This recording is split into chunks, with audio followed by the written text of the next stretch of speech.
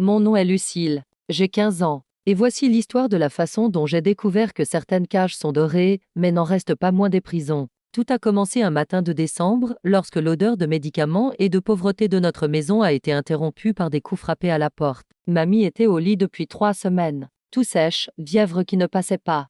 Je savais que c'était grave, mais je faisais comme si tout allait bien. Je faisais semblant car je devais être forte. Je faisais semblant car nous étions seuls contre le monde. On frappa à la porte plus fort. 3 coups secs. Lorsque j'ouvris, je vis une femme grande, aux cheveux teints en blond et au parfum cher. Je ne l'ai pas reconnue la première seconde. Puis, la mémoire est revenue comme un coup de poing. Tante Gisèle? Ma voix était fine, presque un murmure. Lucille, ma chérie. Elle a souri, mais le sourire n'a pas atteint ses yeux. Je peux entrer? J'ai hésité. Tante Gisèle avait disparu de notre vie lorsque ma mère était morte, il y a 5 ans. Elle n'avait jamais rappelé, n'était plus jamais apparue. Et maintenant elle était là, à notre porte, comme si rien ne s'était passé. Bien sûr, j'ai ouvert pour la laisser passer. La maison était en désordre. Dames vêtements éparpillés, la vaisselle sale dans l'évier, l'odeur de maladie dans l'air. J'ai eu honte. Tante Gisèle a regardé autour d'elle avec un mépris mal dissimulé. « Comment va ma sœur » a-t-elle demandé en parlant de mamie. Elle est malade. On a besoin d'argent pour le médecin, pour les médicaments. Je sais. Elle s'est assise sur le vieux canapé, a croisé les jambes. C'est pour ça que je suis là. Mon cœur s'est emballé. Enfin, quelqu'un allait nous aider. Lucille, tu es une jolie fille. Intelligente. Tu as un avenir devant toi. Elle a fait une pause, m'a étudié. Mais pas ici. Pas dans cette vie. Qu'est-ce que tu veux dire? J'ai rencontré un homme. Un homme très bon, très riche. Il peut s'occuper de toi. Et de ta grand-mère aussi. Quelque chose de froid est monté le long de ma colonne vertébrale. S'occuper comment? En t'épousant. Les mots sont restés en suspens dans l'air pendant un long moment. Je n'arrivais pas à assimiler ce que j'avais entendu. Le mariage? Ma voix est sortie plus forte que je ne l'avais voulu.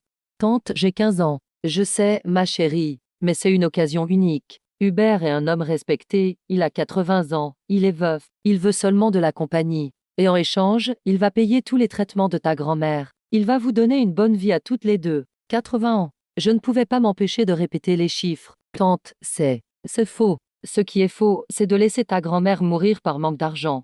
Sa voix est devenue dure. Ce qui est faux, c'est de gâcher ta beauté dans cette maison misérable. J'ai couru dans la chambre de mamie. Elle était éveillée, elle avait tout entendu. Ses yeux étaient pleins de larmes. Mamie, dis-moi que ce n'est pas vrai. Dis-moi qu'elle ment. Mamie a tenu ma main fermement. Sa peau était trop chaude. Lucille, ma fille. Sa voix était un filet. Je ne vais pas durer longtemps. Et toi, tu as ce besoin d'avoir un avenir. Non. J'ai crié.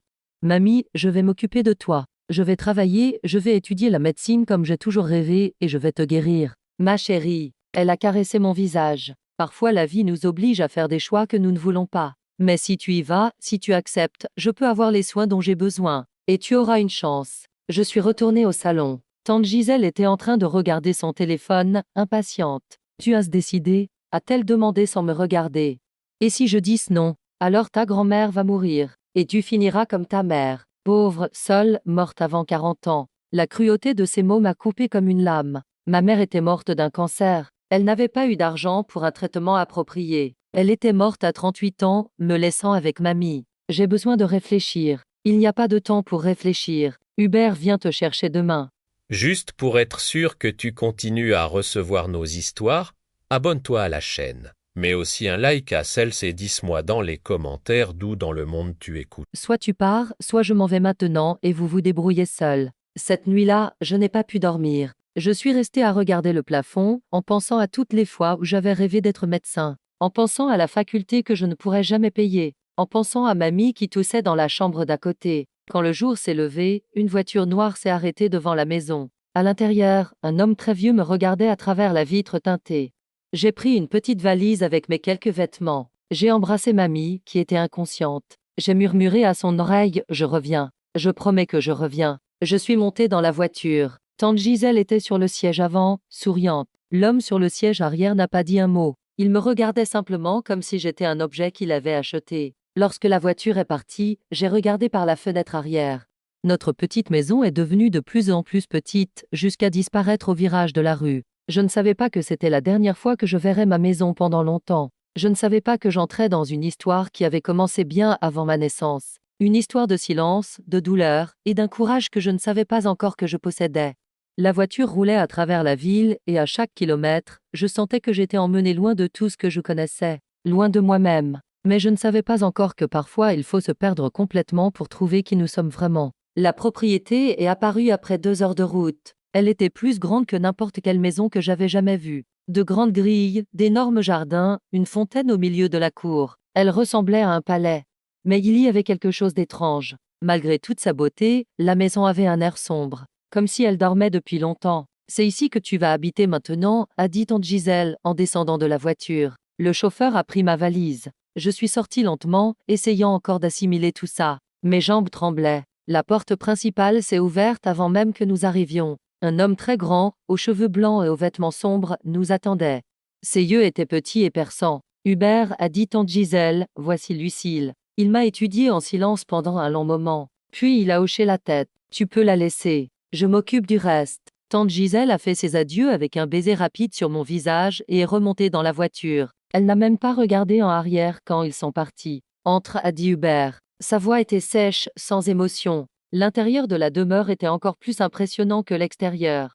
D'énormes lustres, des escaliers en marbre, de vieux tableaux sur les murs. Mais tous les portraits étaient couverts de drap blanc. Pourquoi les tableaux sont-ils couverts? Ai-je demandé. Ne pose pas de questions inutiles, a-t-il répondu sans me regarder. Nous sommes passés devant plusieurs employés. Une grosse cuisinière qui a détourné les yeux en me voyant. Un homme qui nettoyait le sol a arrêté de travailler et a baissé la tête.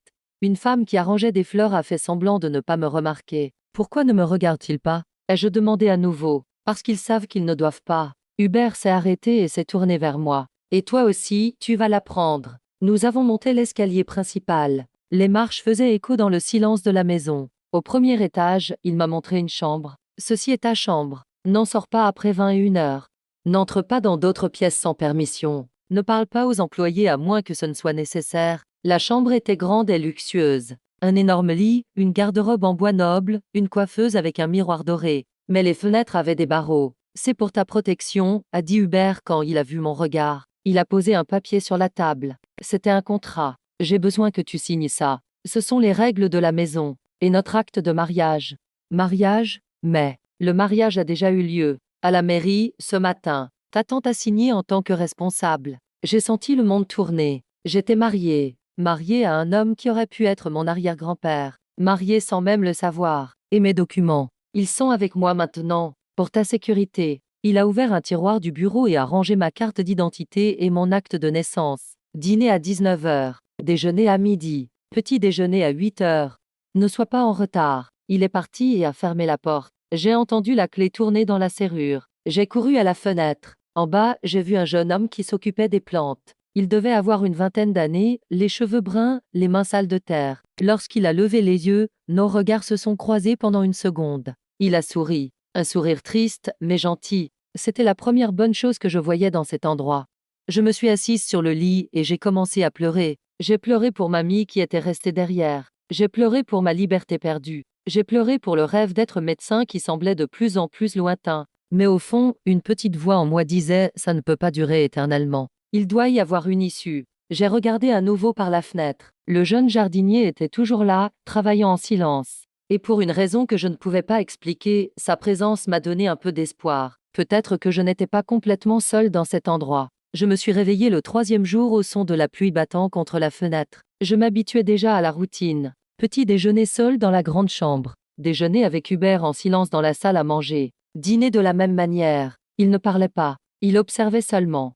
Ses yeux me suivaient comme si j'étais un animal dans un zoo. Ce jour-là, j'ai décidé d'explorer la maison. Hubert était parti s'occuper d'affaires en ville. Les employés étaient occupés par leurs tâches. C'était ma chance. Je suis descendu lentement les escaliers principaux, essayant de ne pas faire de bruit. La maison semblait plus grande pendant la journée. De longs couloirs s'étendaient de tous les côtés. Dames porte ferme et garde des secrets que je ne connaissais pas.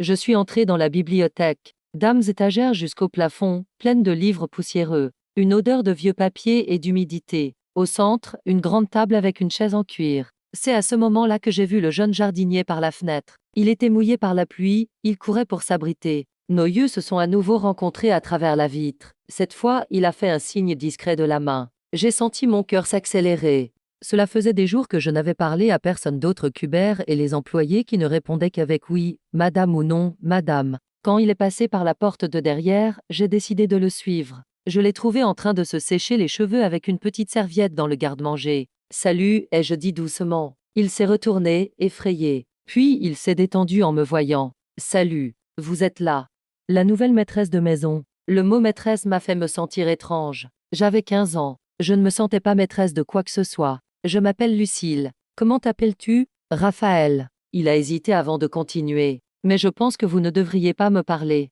Votre monsieur Hubert n'aime pas ça. Pourquoi? Raphaël a regardé autour de lui comme si quelqu'un pouvait écouter. Parce qu'il n'aime pas qu'on s'approche de ses épouses.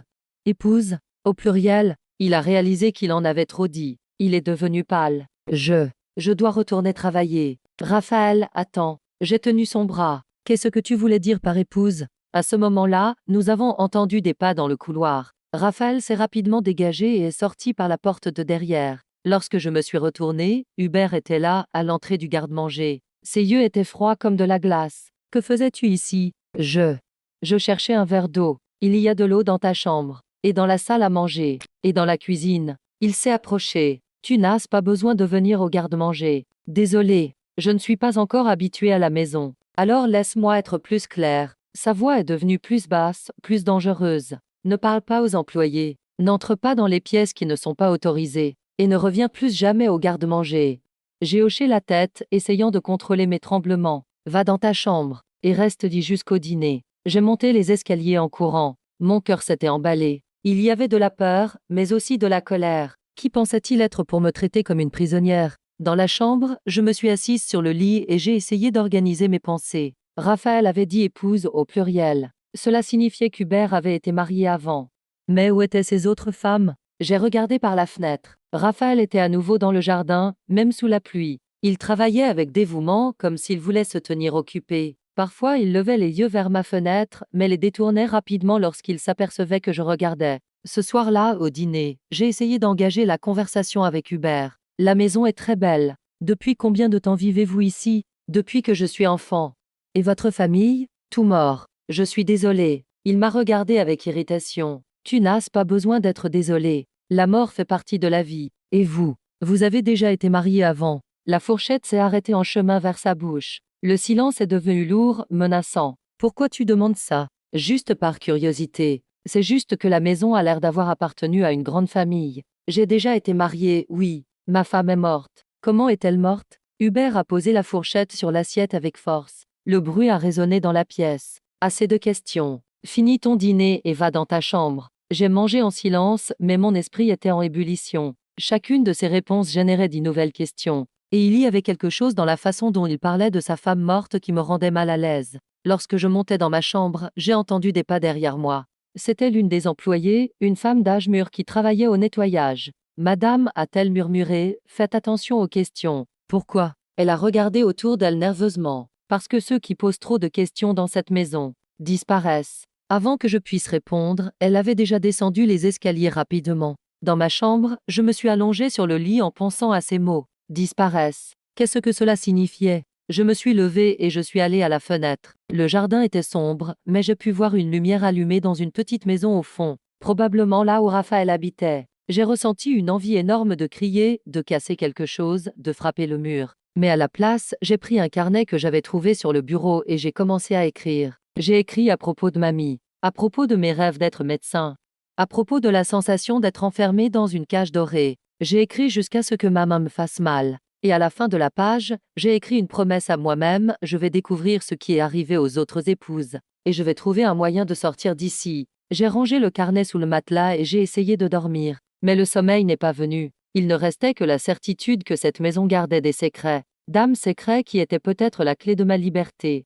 Ou de ma perdition. Une semaine s'est écoulée depuis mon arrivée à la propriété. 7 jours de silence, de routine et de regard vigilant. Je commençais à comprendre les règles non écrites de cet endroit. Première règle, ne pose pas de questions. Deuxième règle, ne t'approche pas des employés. Troisième règle, obéis sans questionner. Mais je n'ai jamais été douée pour suivre les règles. Ce matin-là, Hubert est parti tôt en ville. Il a dit qu'il ne reviendrait que tard dans l'après-midi. C'était ma chance. Je suis à nouveau descendue à la bibliothèque. Il y avait quelque chose dans cet endroit qui m'attirait. Peut-être était-ce l'odeur des livres qui me rappelait de meilleurs moments. Ou peut-être était-ce le fait que c'était la seule pièce où je me sentais moins observée. J'ai commencé à feuilleter les livres sur les étagères. La plupart portaient sur les affaires, le droit, la politique. Dame sujet sérieux d'homme sérieux. Mais sur une étagère plus haute, j'ai trouvé quelque chose de différent. Dame roman, dame poésie, de la littérature. J'ai pris un livre de poèmes de Pierre de Ronsard. Quand je l'ai ouvert, quelque chose est tombé par terre. C'était une lettre. Le papier était jauni, l'encre un peu effacée. L'écriture était délicate, féminine. Chère sœur, si tu lis ceci, cela signifie que tu as réussi à trouver ma lettre. J'espère que tu n'en auras jamais besoin, mais si c'est le cas, sache que tu n'es pas seule. Je m'appelle Hélène. J'ai été la deuxième femme d'Hubert. Avant moi, il y a eu Marie. Après moi, il y en aura d'autres. Il y en a toujours d'autres. Mon cœur s'est arrêté. Je n'étais pas la première, ni la seconde. J'ai continué à lire. Hubert n'est pas seulement un vieil homme solitaire. Il est compliqué, dangereux d'une manière que tu n'as pas encore comprise. Si tu es ici, c'est probablement de la même manière que moi. On t'a promis de t'occuper de quelqu'un que tu aimes. On t'a promis une vie meilleure. C'est toujours comme ça. Mes mains tremblaient pendant que je lisais. Il y a une porte au bout du couloir du premier étage qu'il garde toujours fermée. N'essaie pas de l'ouvrir. Du moins, pas encore. D'abord, tu dois comprendre à qui tu as affaire. Et tu dois trouver un moyen de partir. La lettre se terminait brusquement. Si tu lis ceci, Hélène n'existe plus. Mais son histoire, ses mots, sa douleur, tout cela continue de vivre dans ces pages. Ne les laisse pas te faire taire aussi. Avec amour et espoir, Hélène. Je me suis assise sur la chaise en cuir, tenant toujours la lettre. Hélène, la femme morte qu'Hubert avait mentionnée au dîner. Mais elle ne semblait pas être morte de maladie ou d'un accident. Elle semblait avoir disparu. J'ai rangé la lettre à l'intérieur du livre et je l'ai remise sur l'étagère. Mais ma tête bouillonnait de questions. Au déjeuner, j'ai essayé d'observer Hubert avec d'autres yeux. Il mangeait méthodiquement, coupant la viande en morceaux petits et égaux. Ses mouvements étaient précis, contrôlés, comme tout en lui. Hubert, ai-je dit soudainement, Hélène vous manque. Il a arrêté de mâcher. Il m'a regardé avec une expression que je n'ai pas pu déchiffrer. Comment connais-tu son nom? Mince. J'avais été négligente. Vous l'avez mentionné hier, au dîner. Non, je n'ai pas mentionné son nom. Le silence qui a suivi a été lourd comme du plomb. Hubert a posé ses couverts sur la table et s'est levé lentement. Tu as fouillé dans la maison. Non, Où? Son cri a résonné dans la pièce. Où as-tu entendu le nom d'Hélène? Je ne savais pas quoi dire. Si je parlais de la lettre, il saurait que j'enquêtais. Si je mentais et qu'il le découvrait. Dans la bibliothèque. J'ai entendu une des employées en parler. Quel employé? Je ne connais pas son nom. Hubert est sorti de la pièce sans dire un mot. 5 minutes plus tard, j'ai entendu des cris venant de la cuisine. Puis, une porte qui claquait. J'ai couru à la fenêtre du salon. J'ai vu une femme sortir par la porte de derrière avec une valise à la main. C'était l'employé qui m'avait prévenu à propos des questions.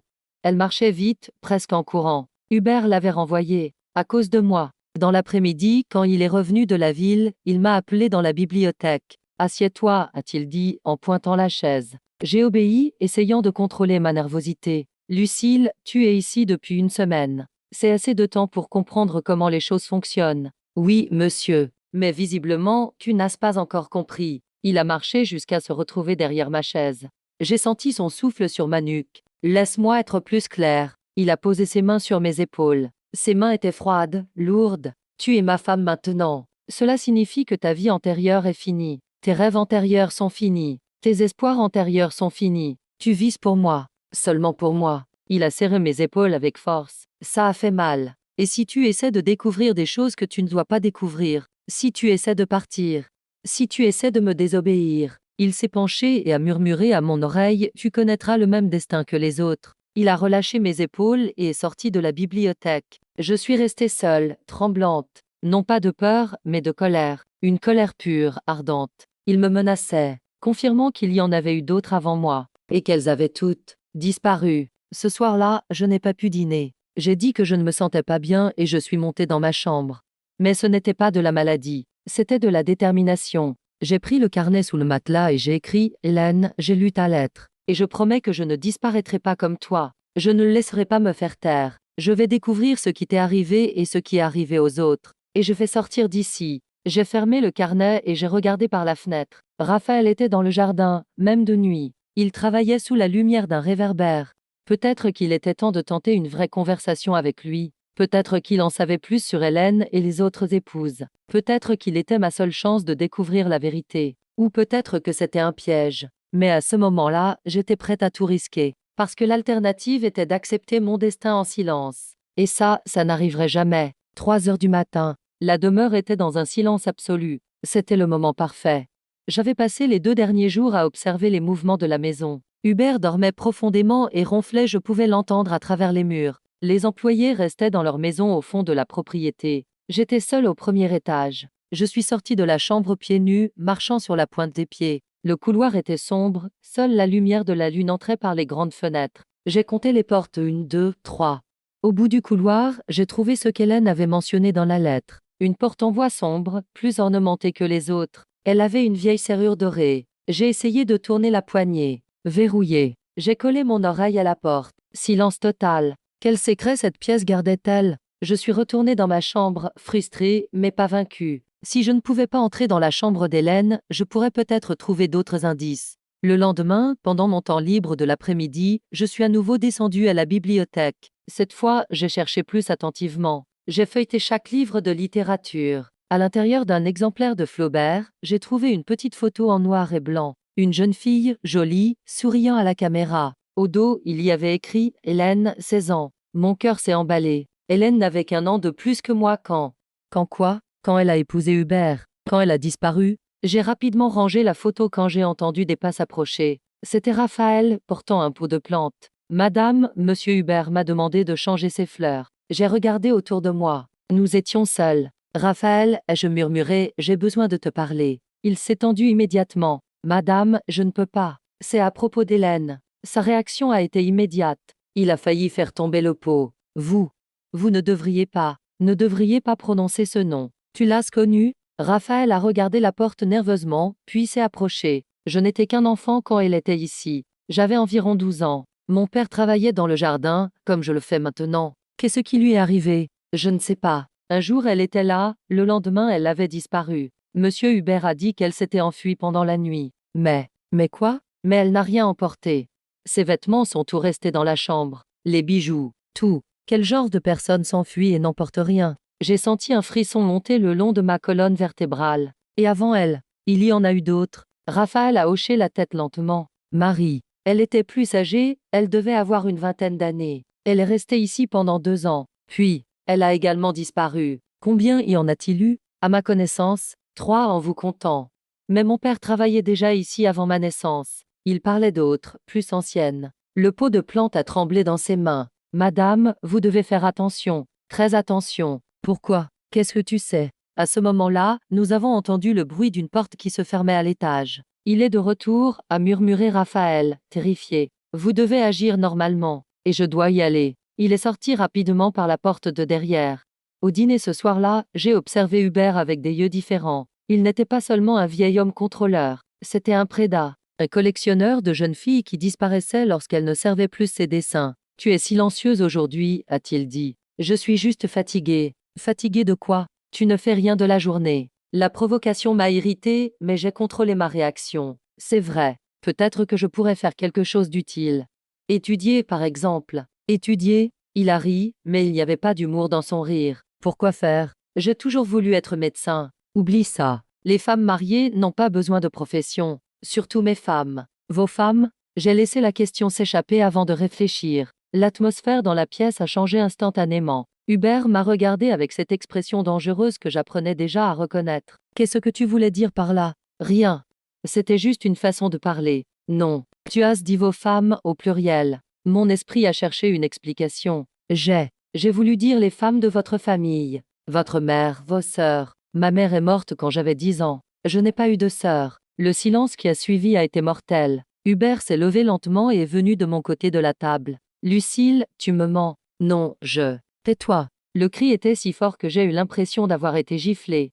Tout mon corps a tremblé. Va dans ta chambre. Maintenant, et n'en sors pas avant que je te l'ordonne. Je me suis levée de la table, les jambes tremblantes. Quand j'étais presque à la porte, il a parlé à nouveau et Lucille. Si je découvre que tu as posé des questions que tu ne devais pas, ou parlé à ceux à qui tu ne devais pas, tu le regretteras amèrement. Je suis montée les escaliers en courant. Dans la chambre, j'ai verrouillé la porte et je me suis appuyée dessus, haletante. Il savait. D'une manière ou d'une autre, il savait que j'enquêtais. J'ai pris le carnet et j'ai écrit frénétiquement « Hélène, je commence à comprendre. Tu ne t'es pas enfuie. Elle ne s'enfuit jamais. Elles disparaissent tout simplement. Et maintenant, il se méfie de moi. Je dois être plus intelligente. Je dois trouver des preuves. Je dois trouver un moyen de sortir d'ici avant qu'il ne soit trop tard. » J'ai rangé le carnet et je suis allée à la fenêtre. Raphaël était dans le jardin, mais cette fois il m'a regardé directement. Il a fait un geste discret, pointant vers le bas. Il y avait quelque chose par terre, sous ma fenêtre.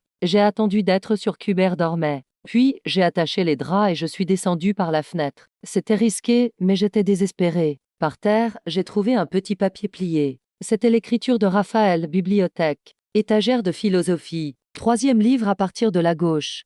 Il y a d'autres lettres. Je suis retournée dans la chambre de la même manière. Mon cœur s'était accéléré, mais pas de peur. C'était de l'excitation. Je me rapprochais enfin de la vérité. Le lendemain, Hubert est à nouveau parti tôt. J'ai couru vers la bibliothèque. Étagère de philosophie. 3e livre à partir de la gauche. C'était un gros exemplaire de Nietzsche. Quand je l'ai ouvert, j'ai trouvé une petite enveloppe.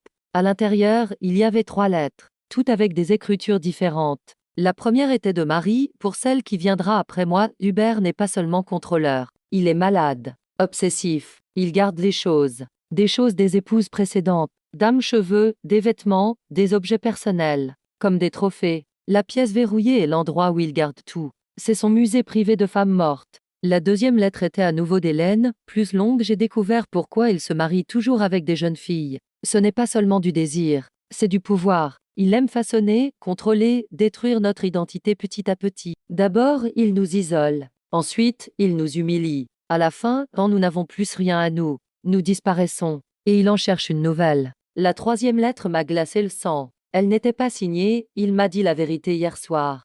Quand il a trop bu, il a dit que la première femme avait essayé de s'enfuir. Il l'a trouvée sur la route. Il a dit qu'elle a eu un accident. Les autres ont également eu des accidents. J'écris ceci parce que je sais que mon accident sera le prochain. Si quelqu'un trouve cette lettre, sachez-le, nous ne nous sommes pas enfouis. Nous n'avons pas disparu. Nous avons été assassinés. Mes mains tremblaient tellement que j'ai failli faire tomber les lettres. Assassinés.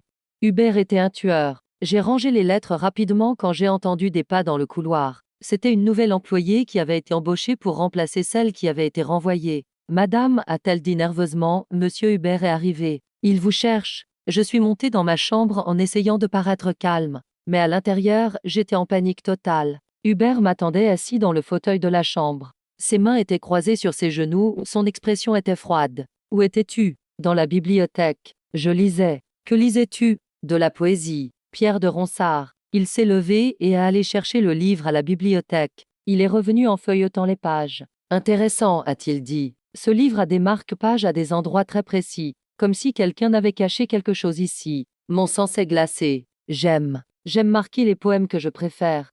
Bien sûr, il a fermé le livre et m'a regardé droit dans les yeux. Lucille, sais-tu ce qui arrive aux personnes qui me mentent? J'ai secoué la tête. Elles apprennent que mentir a des conséquences. Il est sorti de la chambre et a verrouillé la porte de l'extérieur. Je suis restée là, seule, sachant qu'il commençait à se méfier sérieusement de moi. Et sachant aussi que les femmes qui éveillaient les soupçons d'Hubert ne vivaient pas longtemps. J'avais besoin d'un plan. Vite. Parce que maintenant je savais la vérité, je n'étais pas seulement enfermée dans une demeure. J'étais enfermée avec un tueur. Et le temps était compté. 5 jours enfermée dans ma chambre. 5 jours sans voir personne d'autre que l'employé qui m'apportait de la nourriture. 5 jours pour réfléchir, planifier et essayer de trouver une issue. Hubert n'était plus monté dans la chambre. Il m'envoyait les repas par l'intermédiaire de la nouvelle employée, une femme maigre et nerveuse qui me parlait à peine. Mais le 5e jour, quelque chose a changé. L'employée a apporté le dîner comme d'habitude, mais cette fois, elle a murmuré quelque chose en posant le plateau sur la table. Le jardinier a envoyé ça. C'était un petit papier plié sous l'assiette. Ce soir, minuit,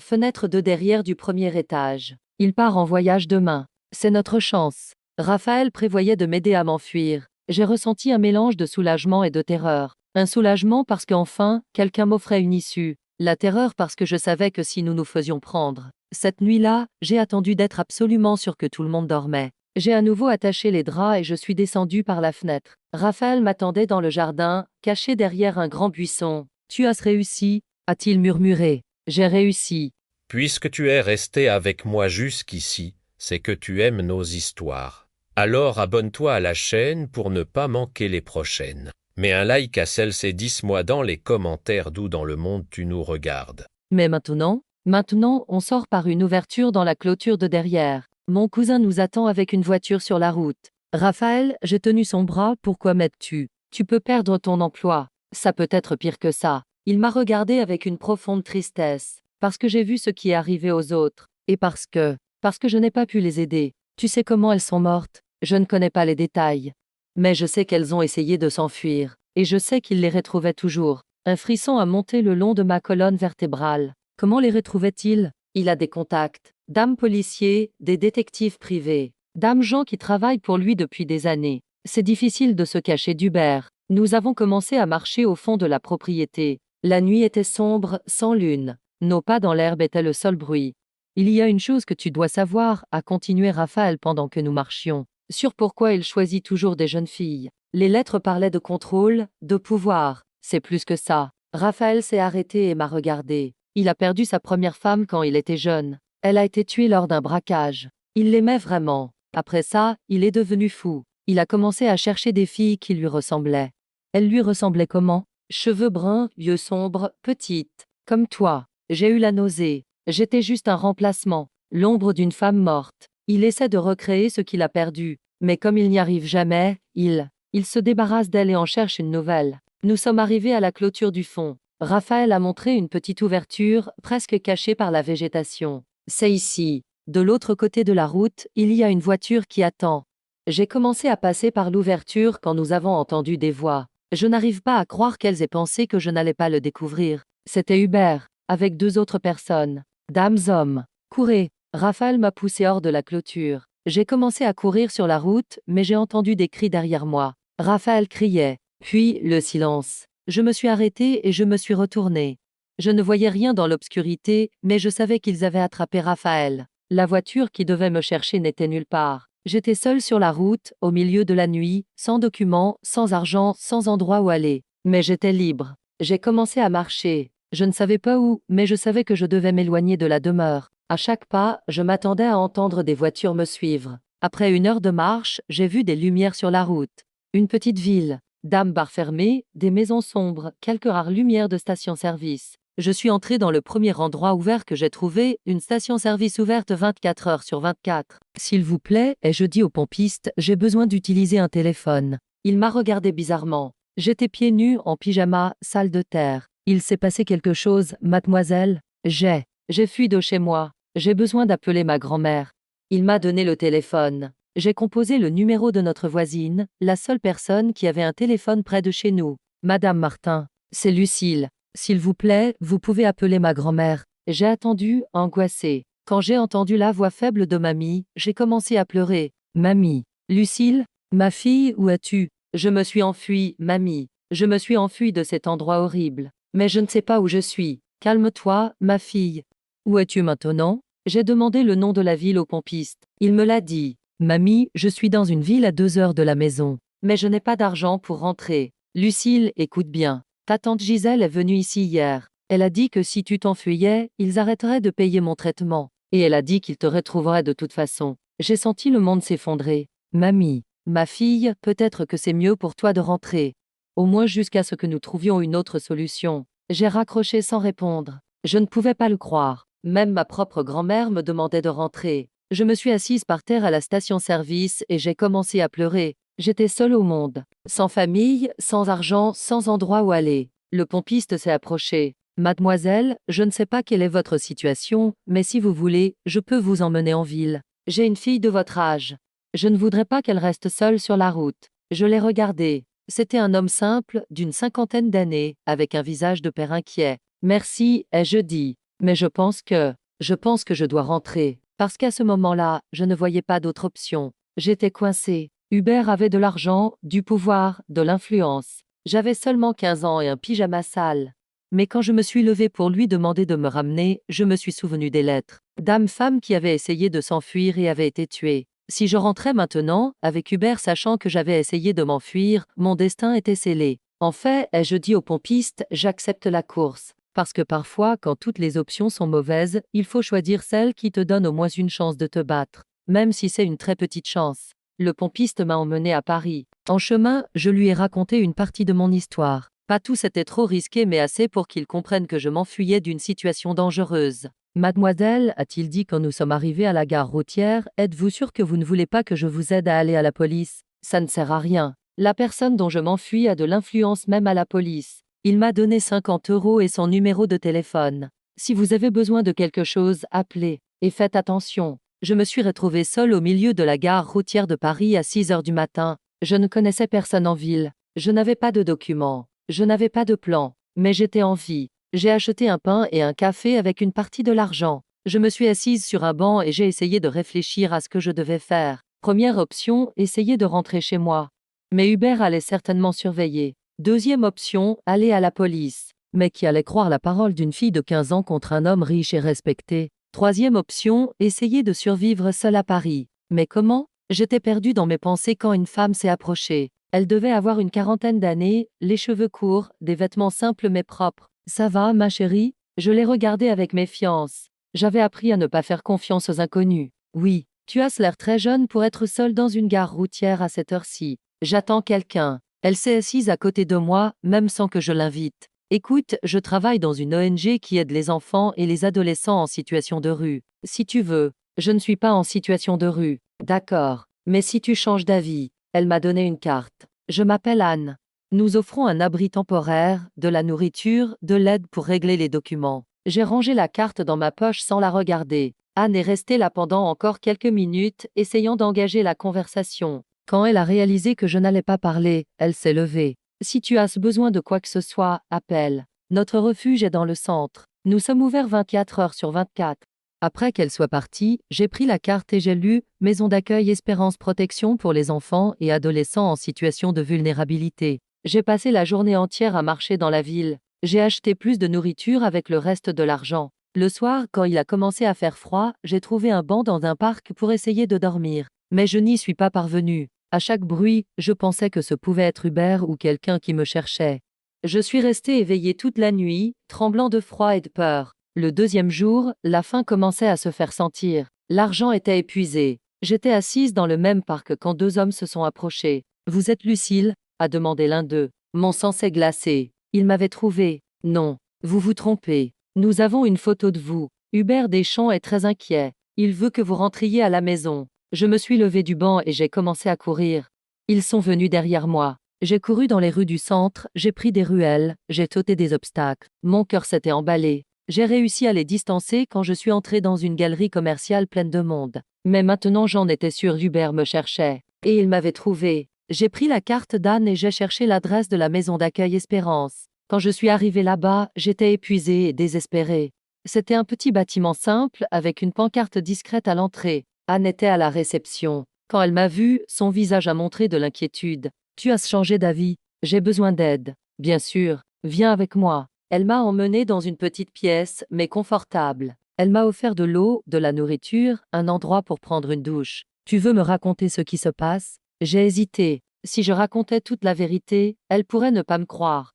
Ou pire, elle pourrait contacter Hubert. Je m'enfuis d'un mariage forcé. Quel âge as-tu? 15 ans. Et qui voulait te forcer à te marier? Un homme beaucoup plus âgé. Ma tante a fait un accord avec lui. Anne a hoché la tête. Elle n'a pas semblé surprise. Ça arrive plus souvent que tu ne l'imagines. Nous avons d'autres cas ici. D'autres cas. Dames-filles forcées à se marier avec des hommes plus âgés. Généralement pour des raisons financières. Certaines parviennent à s'enfuir. D'autres. D'autres quoi? D'autres ne parviennent jamais à partir. J'ai ressenti un énorme soulagement. Enfin quelqu'un qui comprenait. Je peux rester ici? Oui. Mais nous devrons enregistrer ta situation. Et éventuellement contacter ta famille. Non. S'il te plaît, ne contacte personne. C'est dangereux. Anne m'a regardé sérieusement. Lucille, si tu es en réel danger, nous pouvons t'aider d'une autre manière. Nous avons des contacts avec des avocats, avec la police. La police ne va pas aider. Il a de l'influence. Qui est-il? J'ai pris une grande inspiration. C'était peut-être le moment de faire confiance à quelqu'un. Hubert Deschamps. Avez-vous déjà entendu parler de lui? La réaction d'Anne a été immédiate. Elle est devenue pâle. Hubert Deschamps, l'homme d'affaires, vous le connaissez? Nous connaissons le nom. Il est déjà apparu dans d'autres situations, toujours impliquant de jeunes filles. J'ai ressenti un mélange de soulagement et de peur. Un soulagement parce que j'étais enfin avec des personnes qui savaient qui était Hubert. De la peur parce que cela confirmait que je n'étais pas la première. Que savez-vous de lui? Nous savons qu'il est dangereux. Et nous savons que les filles qui s'impliquent avec lui ont l'habitude de disparaître. Anne s'est levée. Lucille, tu as fait la bonne chose en t'enfuyant. Et maintenant, nous allons faire tout ce que nous pouvons pour te protéger. Pour la première fois depuis des semaines, j'ai senti que l'espoir existait peut-être. Mais au fond, je savais qu'Hubert n'abandonnerait pas facilement. Et que le jeu ne faisait que commencer. Une semaine à la maison d'accueil. Une semaine à dormir en paix, à manger de la vraie nourriture, à parler avec d'autres filles qui avaient vécu des situations similaires. Anne m'avait présenté à un avocat, Maître Dubois, qui se spécialisait dans les cas d'abus et de mariage forcé. Il était en train de monter un dossier contre Hubert. Lucille, a-t-il dit lors de notre 3e conversation, vos informations sont très précieuses. Mais nous aurons besoin de preuves plus concrètes. Quel genre de preuves? Dame document, dame témoin, quelque chose qui prouve qu'il force des mineurs à se marier. J'ai pensé aux lettres que j'avais trouvées dans la bibliothèque, aux photos, au journal intime qu'Hélène avait mentionné. Et si je parvenais à rentrer dans la demeure, pour prendre des documents? Absolument pas. C'est trop dangereux. Mais c'est peut-être notre seule chance. Il garde des choses, des trophées des autres épouses. Si nous pouvions prouver, Lucille, tu as 15 ans. Nous n'allons pas mettre ta vie en danger. Mais l'idée ne me quittait pas. Je savais où Hubert gardait ses secrets. Je savais comment entrer dans la maison. Et je savais que sans preuve concrète, il continuerait à faire ça à d'autres filles. Cette nuit-là, j'ai parlé à Marine, une fille de 10 septembre qui était au refuge depuis 2 mois. Marine, si tu pouvais empêcher d'autres filles de vivre ce que tu as vécu, tu prendrais un risque. Ça dépend du risque. Et si c'était un grand risque, mais la seule façon d'arrêter un homme qui fait du mal à des filles? Elle m'a regardé sérieusement. Tu as un plan, n'est-ce pas? Je lui ai raconté mon plan. Ses yeux sont devenus de plus en plus grands. Lucille, c'est du suicide. Peut-être. Mais c'est aussi notre seule chance. Le lendemain, Anne m'a appelé dans son bureau. Son expression était inquiète. Lucille, nous avons reçu une visite hier soir. Mon cœur s'est arrêté. Qui? 2 hommes. Ils ont dit qu'ils étaient des détectives privés. Ils vous cherchaient. Qu'avez-vous dit? Que nous ne vous avions jamais vu. Mais ils ont insisté. Ils ont montré des photos. Ils ont offert de l'argent pour des informations. Et nous les avons renvoyés. Mais Lucille, ils savent que vous êtes à Paris. Ce n'est qu'une question de temps avant qu'ils vous retrouvent. J'ai senti le désespoir revenir. Hubert se rapprochait. Anne, je dois partir d'ici. Où? Je ne sais pas. Mais je ne peux pas vous mettre en danger. Lucille, nous avons une proposition. Maître Dubois a réussi à contacter un journaliste d'investigation. Quelqu'un qui se spécialise dans la dénonciation de personnes puissantes. Et il veut te parler. Si tu acceptes de raconter ton histoire publiquement, cela peut forcer une enquête officielle. Mais ce sera ma parole contre la sienne. Pas nécessairement. Ce journaliste, Paul, enquêtait déjà sur Hubert pour d'autres affaires. Vos informations pourraient être la pièce manquante. 2 heures plus tard, j'étais assise dans un petit café du centre-ville, en train de parler avec Paul. C'était un homme d'une 40aine d'années, aux cheveux gris, aux yeux vifs. Lucille, je peux enregistrer notre conversation? Oui. Raconte-moi tout. Depuis le début. J'ai passé 2 heures à raconter mon histoire. Paul a posé des questions précises, a tout noté, a enregistré chaque mot. Et vous avez dit qu'il y avait des lettres d'autres femmes? Oui, au moins 3. Toutes parlaient de disparition. Et il y a une pièce verrouillée avec leurs objets personnels. Selon les lettres, oui. Paul s'est adossé à sa chaise. Lucille, votre histoire confirme d'autres informations que j'avais déjà. Il y a au moins 5 cas de jeunes filles qui se sont mariées avec Hubert et ont ensuite disparu au cours des 15 dernières années. 5, au moins. Il pourrait y en avoir plus. Le problème, c'est que nous n'avons jamais eu personne de prêt à parler. Les familles reçoivent toujours de l'argent pour se taire, comme ma tante. Exact. Mais maintenant, nous vous avons. Et vous êtes prête à parler. Je le suis. Alors, nous allons faire la chose suivante. Je vais publier votre histoire demain. Un article complet, avec des photos, des témoignages. Cela va créer une pression publique. La police sera obligée d'enquêter. Et s'il essaie de me faire taire avant? Paul m'a regardé sérieusement. C'est un risque réel. C'est pourquoi, à partir d'aujourd'hui, vous allez rester dans un endroit sûr que je connais. Loin de la maison d'accueil, loin de tout endroit qu'il pourrait imaginer. Cette nuit-là, Paul m'a emmené chez une de ses amies, une avocate des droits de l'homme qui vivait dans un petit appartement dans le sud. Demain, a-t-il dit avant de partir, votre histoire sera en première page du journal. Et sur Internet. En quelques jours, toute la France saura qui est Hubert Deschamps. Je me suis allongée dans le lit emprunté en pensant à ce qui m'attendait. En quelques heures, ma vie allait à nouveau être bouleversée. Mais cette fois, je n'étais plus seule. Et cette fois, je n'avais plus peur. J'étais en colère. Et la colère est, parfois, le carburant le plus puissant qui existe. Un homme d'affaires accusé des mariages forcés avec des mineurs. Le titre était en première page de 3 journaux différents. Ma photo, une photo que Paul avait prise la veille, était à côté du titre principal. Paul m'a appelé à septembre heure du matin. Lucille, ça a marché. L'article est diffusé dans tout le pays. Le ministère public a déjà réagi. Il va ouvrir une enquête. Je me suis assise sur le lit, essayant encore de tout assimiler. Et maintenant? Maintenant, on attend la réaction. Et on se prépare à ce qui va suivre. Je n'ai pas eu à attendre longtemps. À 9 heures du matin, le téléphone de l'avocate a sonné. Maître Chloé, ici Anne, de la maison d'accueil Espérance. Lucille est là. Oui. Pourquoi? Parce que 4 voitures de police viennent d'arriver ici. Et un mandat de perquisition. Mon sang s'est glacé. Un mandat pourquoi? Pour ramener Lucille à la famille. Signé par un juge de province. Maître Chloé a raccroché et m'a regardé. Lucille, ils essaient de te ramener. Comment? L'article vient de sortir. Hubert a beaucoup de pouvoir. Il a réussi à convaincre un juge que tu es une mineure en fuite qui doit rentrer chez elle. J'ai senti la panique s'installer. Je ne peux pas rentrer. Si je rentre, je sais. C'est pourquoi nous allons nous battre. Je suis déjà en train d'appeler des juges que je connais à Paris. Nous allons obtenir une ordonnance de protection. Les heures suivantes ont été un tourbillon.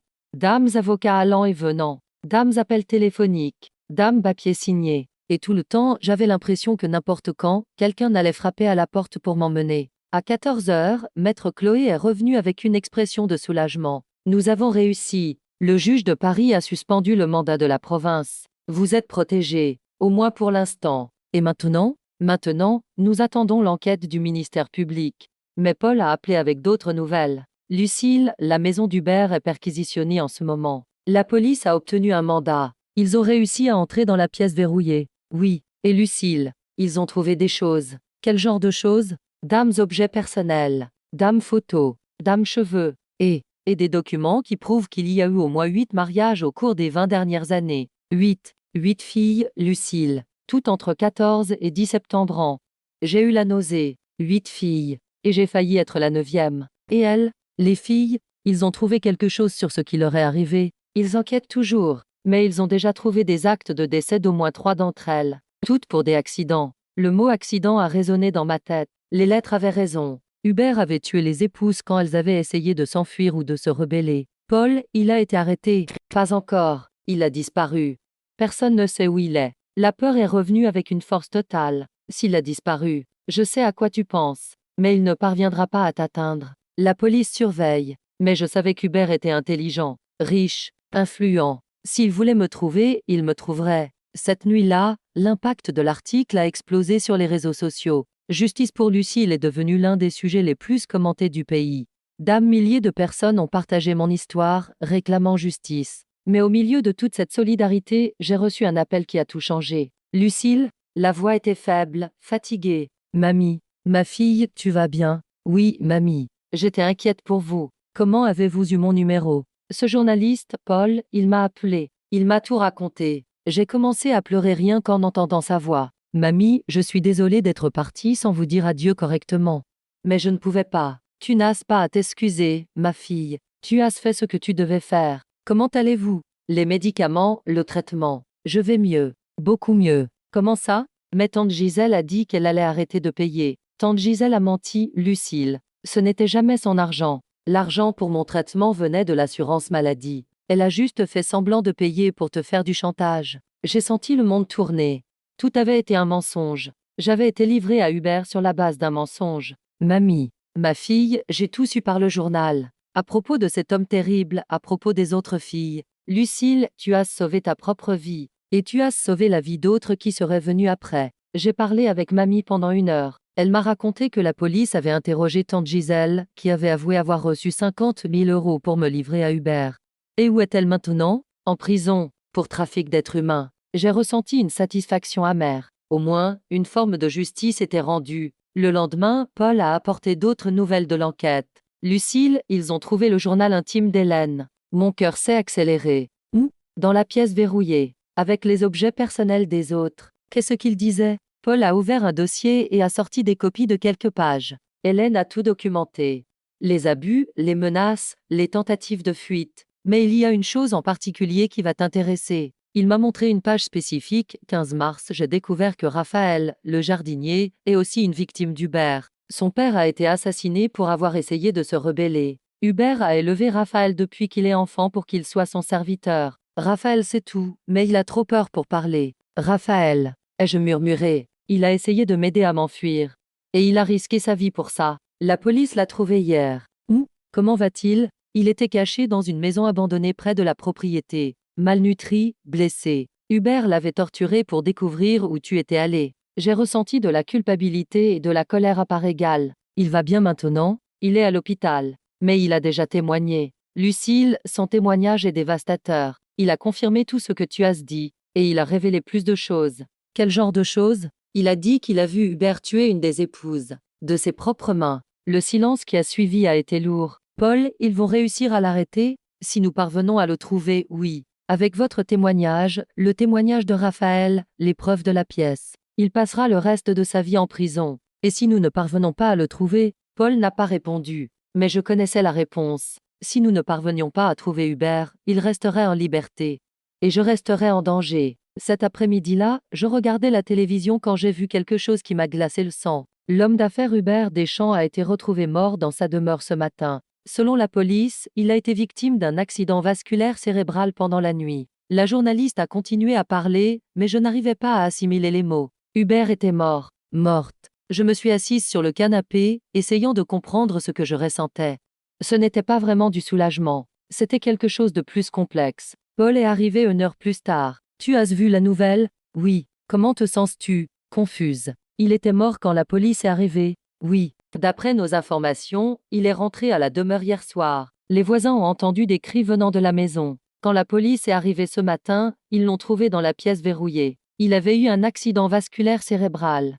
Dans la pièce verrouillée? Oui. Il était entouré de photos et d'objets des femmes mortes. Comme s'il était en train de faire une dépression nerveuse. J'ai pensé à tout ce qui s'était passé. À la pression de l'enquête, à l'impact médiatique, à la possibilité de passer le reste de sa vie en prison. Peut-être, et je dis à voix basse, qu'il n'a pas supporté de voir ses secrets exposés. Peut-être. Ou peut-être que la culpabilité l'a enfin rattrapé. Nous sommes restés en silence pendant quelques minutes. Puis Paul a parlé. Lucille, je sais que c'est étrange de dire ça, mais tu as accompli quelque chose de très important. Quoi? La justice. Pas de la manière dont nous l'espérions, mais la justice. Hubert ne fera plus jamais de mal à personne. Et son histoire a été exposée. D'autres filles sauront qu'elles peuvent dénoncer, qu'elles peuvent se battre. Et celle qui l'a tuée. Hélène, Marie, les autres. Elles auront la justice? Oui. L'enquête va continuer. On va chercher les corps. Les familles sauront la vérité. À ce moment-là, j'ai ressenti quelque chose que je n'avais pas ressenti depuis longtemps, la paix. Ce n'était pas la fin que j'avais imaginée. Mais c'était une fin. Et pour la première fois depuis que tout avait commencé, j'ai senti que je pouvais respirer librement. 3 mois plus tard, j'étais de retour à l'école. Une bonne école privée, payée avec l'argent de l'indemnisation que j'avais reçue de l'État pour négligence dans mon cas. Mamie allait bien, elle suivait un traitement approprié dans un hôpital privé. Nous avons déménagé dans une petite maison confortable, loin de notre ville natale. J'ai reçu des centaines de lettres de filles qui avaient vécu des situations similaires. Beaucoup d'entre elles ont trouvé le courage de dénoncer leurs agresseurs après avoir vu mon histoire. Raphaël s'est complètement rétabli. Il a trouvé un emploi dans une jardinerie et il étudiait l'aménagement paysager le soir. Nous nous parlions au téléphone toutes les semaines. Lucille, a-t-il dit lors d'une de ces conversations, tu sais que tu as sauvé beaucoup plus de gens que juste toi, n'est-ce pas? Comment ça? L'enquête a mené à d'autres découvertes. D'autres hommes puissants qui faisaient la même chose qu'Hubert. C'est en train de devenir une opération nationale. C'était vrai. Mon histoire avait ouvert une boîte de Pandore. Dizaines de cas similaires étaient en cours d'enquête. Centaines de filles étaient protégées. Un jour, Maître Dubois m'a appelé avec une proposition. Lucille, aimeriez-vous travailler avec nous? Comment ça? Créer un projet pour aider les filles dans des situations similaires à la vôtre. Vous auriez une expérience directe. Vous sauriez comment leur parler, comment les aider. L'idée m'a tout de suite plu. Que ferais-je exactement? Groupe de soutien. Conférence dans les écoles.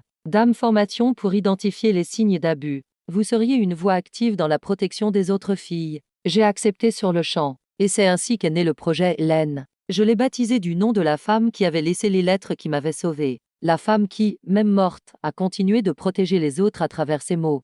6 mois après la mort d'Hubert, j'ai parlé publiquement pour la première fois depuis la première interview. C'était lors d'une conférence sur les droits des enfants et des adolescents. J'étais nerveuse en montant sur scène. Il y avait plus de 1000 personnes dans le public. Mon nom est Lucille et je commençais. J'ai 16 ans. Et voici l'histoire de la façon dont une fille morte m'a appris à vivre. J'ai parlé d'Hélène, de ses lettres, de la façon dont les mots d'une victime sont devenus des armes de libération pour d'autres. Hélène n'a jamais réussi à sortir de la demeure, ai-je dit à la fin de ma présentation. Mais sa voix en est sortie, et elle a résonné en moi. Et maintenant, elle résonne en vous. J'ai sorti le journal intime d'Hélène de mon sac, le même journal que la police avait trouvé et qui m'a été remis par la suite. Si cette histoire t'a tenu en haleine jusqu'ici, imagine les prochaines. Abonne-toi à la chaîne pour n'en manquer aucune. Mets un like à serre et dis-moi dans les commentaires d'où dans le monde tu écoutes en ce moment.